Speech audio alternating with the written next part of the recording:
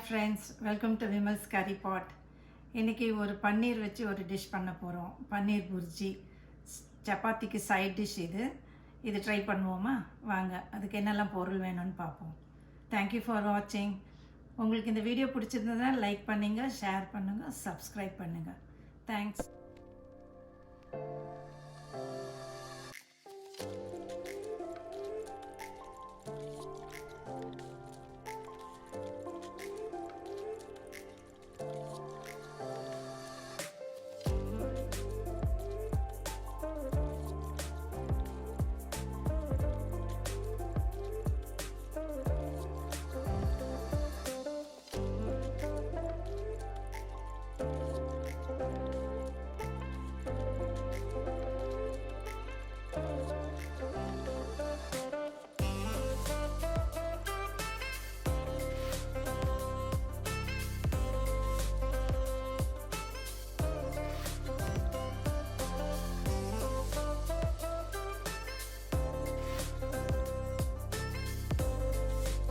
Today we are going to make paneer burji.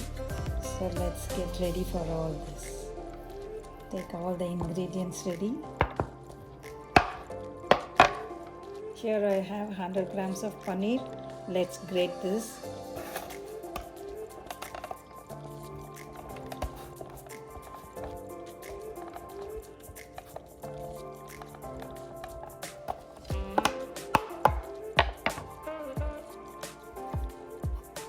Paneer is ready to cook.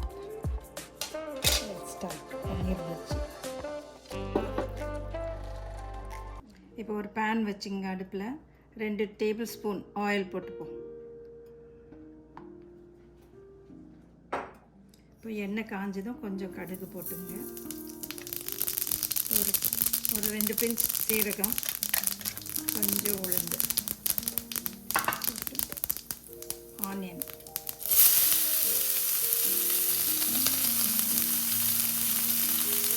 ஒரு 2-3 பச்சை மிளகாய்,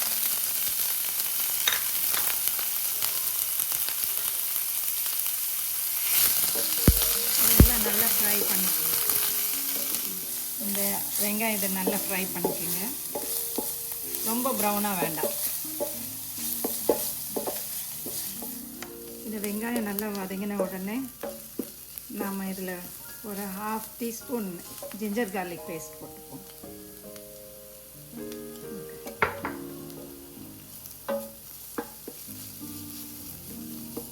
இது நல்லா வதங்கட்டும். அந்த ரா ஸ்மெல், அந்த பச்சை வாசனை எல்லாம் போன அப்புறம் நம்ம இதில் தக்காளி சேர்ப்போம். இந்த இஞ்சி பூண்டு விழுது நல்லா வதங்கிடுச்சு. இதில் நம்ம தக்காளி சேர்த்துப்போம். இதில் நல்லா ஒரு 2-3 தக்காளி பழம் கட் பண்ணி போட்டுருக்கோம். இதில் ஒரு 1/2 டீஸ்பூன் சால்ட் போட்டுக்கோங்க. நம்ம அப்புறம் பார்த்துட்டு போட்டுக்கோம்.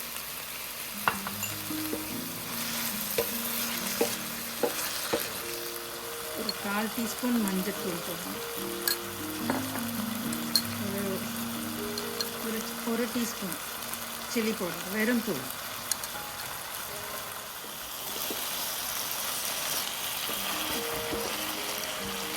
இதெல்லாம் நல்லா சேர்ந்து வேகட்டும். இது கொஞ்சம் நேரம் மூடி வைப்போம்.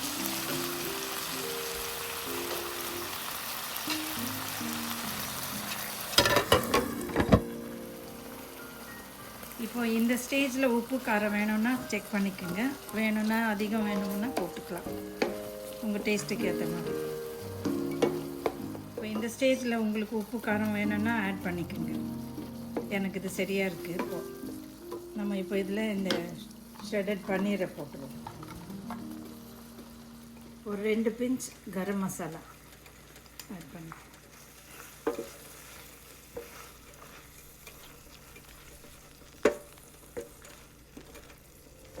இந்த பன்னீருக்கு பதிலாக நீங்கள் முட்டை கூட ஆட் பண்ணிக்கலாம்.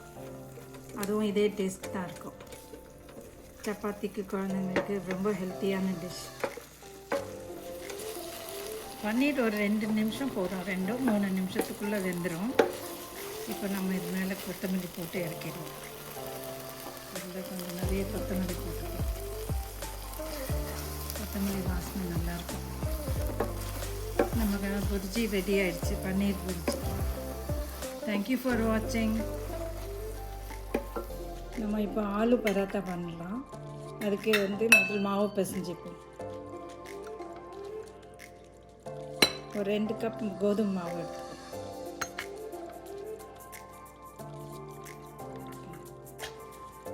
இதில் ஒரு 1/2 டீஸ்பூன் சால்ட் போட்டுக்கலாம். இதில் 1 டேபிள் ஸ்பூன் ஆயில் போட்டுக்கலாம். போட்டு இதெல்லாம் நல்லா மிக்ஸ் பண்ணிடுங்க. கொஞ்சம் கொஞ்சமாக தண்ணி விட்டு பிசைஞ்சுப்போம்.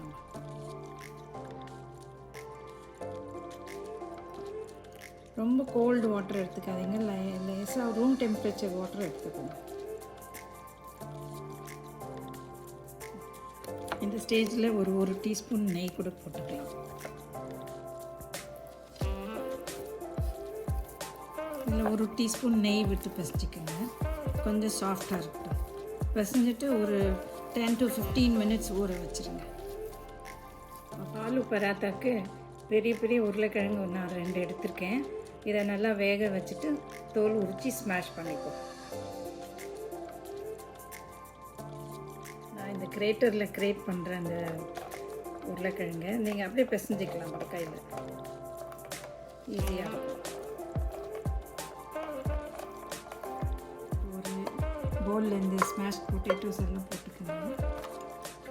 ஒரு 1/2 டீஸ்பூன் சால்ட், அப்புறம் 1/2 டீஸ்பூன் ரெட் சில்லி பவுடர். இது வெறும் மிளகாத்தூள். ஒரு 2-3 பச்சை மிளகாய், நல்லா நறுக்கின கொத்தமல்லி. இதெல்லாம் நல்லா பிசைஞ்சிக்கங்க. மாவு சப்பாத்தி மாவு மாதிரி நல்லா பிசைஞ்சிக்கங்க.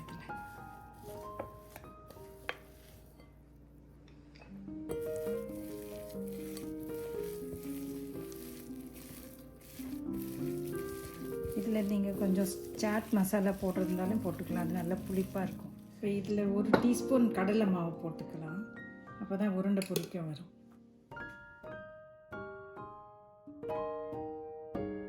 இது இப்படி நல்லா உருண்டைங்களா உருட்டி வச்சுக்கோங்க. சப்பாத்தி மாவு எவ்வளோ பெருசு எடுக்கிறீங்களோ அந்த அளவுக்கு இதை உருட்டி வச்சுக்கோங்க.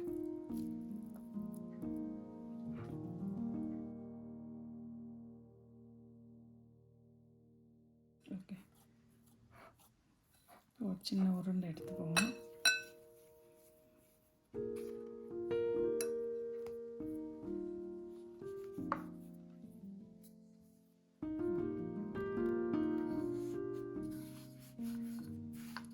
கொஞ்சமாக உருட்டிக்கிட்டு இப்படி நம்ம அந்த ஃபில்லிங்கை இதில் வச்சுப்போம்.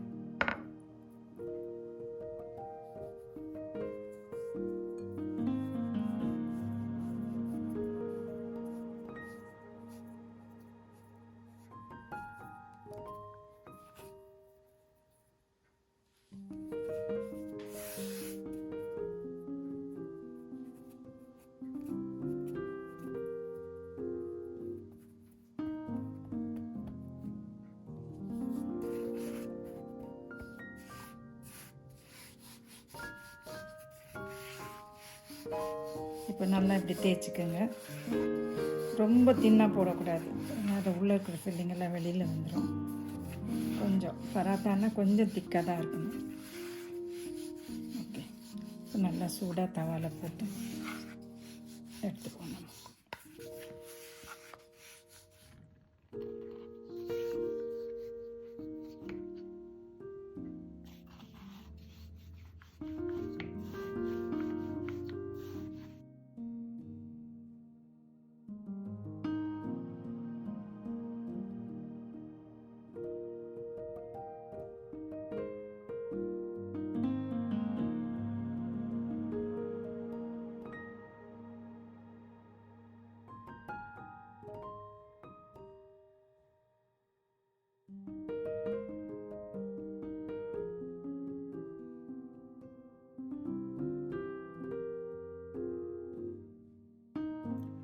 பேன் வச்சுக்கோங்க. அடுப்பை நல்லா ஹீட் பண்ணிக்கோங்க.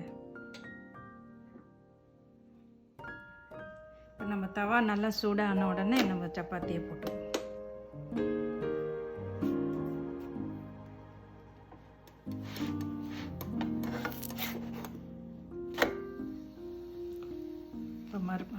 திருப்பி போட்டு போவோம். ஒரு சைடு நல்லா வெந்து ப்ரௌன் ஆகிற வரைக்கும் நல்லா திருப்பிக்குங்க. ஒரு சைடும் 3 நிமிஷம் 4 நிமிஷம் நல்லா பஃபியாக எழும்பி வருது பாருங்கள்.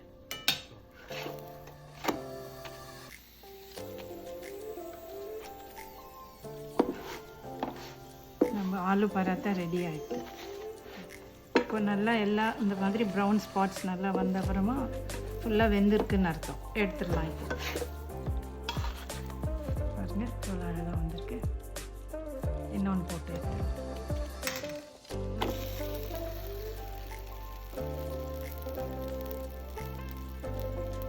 அதே மாதிரி இன்னும் அடுத்தடுத்து போட்டு எடுத்துக்கோங்க. கொஞ்சம் இந்த நேரத்தில் கொஞ்சம் நெய் போட்டுங்க. உங்களுக்கு என்ன வேணுனாலும் போட்டுக்கலாம். நெய் பட்டர் ஏதாவது ஒன்று. நான் கொஞ்சம் நெய்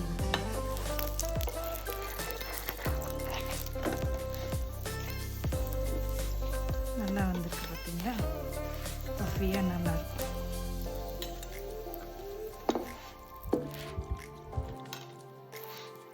நல்லா அப்படி மேலே எழும்பி வரட்டும்.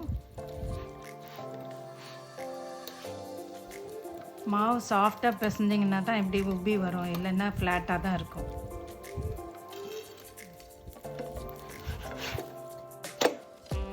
இந்த மாதிரி ப்ரௌன் ஸ்பாட்ஸ் வரணும். ஸ்கூலுக்கு லஞ்சுக்கு, ஸ்கூலுன்னு சொன்ன உடனே கொரோனாவில் ஸ்கூல் இல்லை, அதனால் வீட்டில் குழந்தைங்களுக்கு ஈவினிங் டின்னருக்கு கூட பண்ணலாம், இல்லைன்னா பிரேக்ஃபாஸ்ட் பண்ணலாம். மார்னிங்கில் பிரேக்ஃபாஸ்ட் பண்ணும்போது ரொம்ப வேலை இது, அதனால் ஈவினிங்க்கு பண்ணி கொடுக்கலாம் பசங்களுக்கு. 2 பக்கம் நெய் போட்டு திருப்பி எடுத்துக்கோங்க.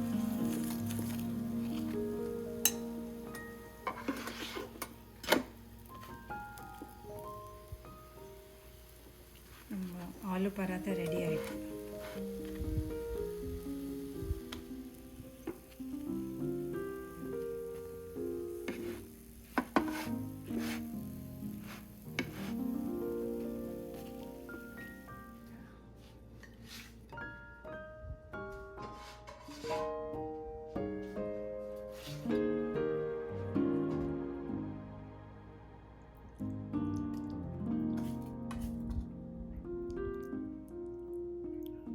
பரோட்டா எப்படி வந்திருக்கு பார்ப்போமா?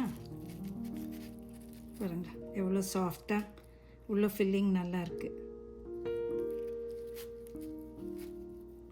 ரொம்ப சுடுது.